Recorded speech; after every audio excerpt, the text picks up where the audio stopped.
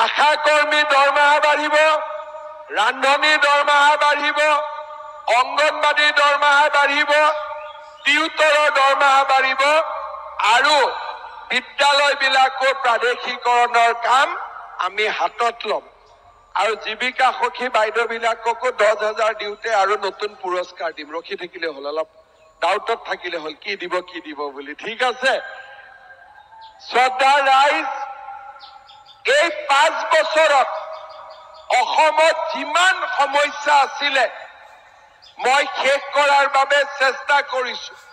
কাজিয়া পেচাল নোহোৱা হ'ল, গুলি বাৰুদ বোম নোহোৱা হ'ল, ৰাইজৰ মাজত নিৰাপত্তা আহিলে আৰু আমাৰ অসমখন উন্নতিৰ পথত আগুৱাই গ'ল। শ্ৰদ্ধা ৰাইজ, 1 অক্টোবৰৰ পৰা আশা কৰ্মীৰো দৰমহা বাঢ়িব। তো আশা কৰ্মী, আচ্ছা জীৱিকা সখীটো মই বেলেগ কৰি কম, তই অলপ এতিয়া।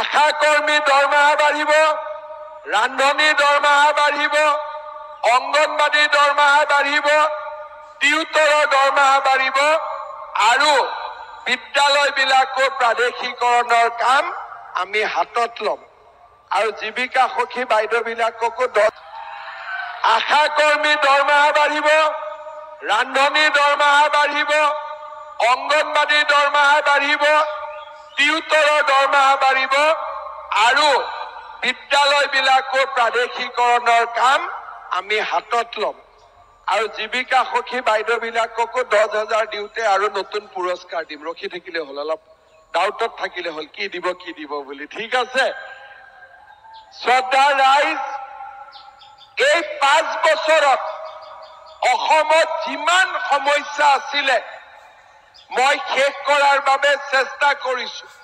কাজিয়া পেচাল নোহোৱা হ'ল, গুলি বাৰুদ বোম নোহোৱা হ'ল, ৰাইজৰ মাজত নিৰাপত্তা আহিলে আৰু আমাৰ অসমখন উন্নতিৰ পথত আগুৱাই গ'ল। শ্ৰদ্ধা ৰাইজ, 1 অক্টোবৰৰ পৰা আশা কৰ্মীৰো দৰমহা বাঢ়িব। তো আশা কৰ্মী, আচ্ছা জীৱিকা সখীটো মই বেলেগ কৰি কম, তই অলপ এতিয়া। আশা কৰ্মী দৰমহা বাঢ়িব, ৰান্ধনী দৰমহা বাঢ়িব, অংগনবাদী দৰমহা বাঢ়িব, টিউটৰৰ দৰমহা বাঢ়িব আৰু বিদ্যালয়বিলাকৰ প্ৰাদেশিকৰণৰ কাম আমি হাতত ল'ম আৰু জীৱিকা সখী বাইদেউবিলাককো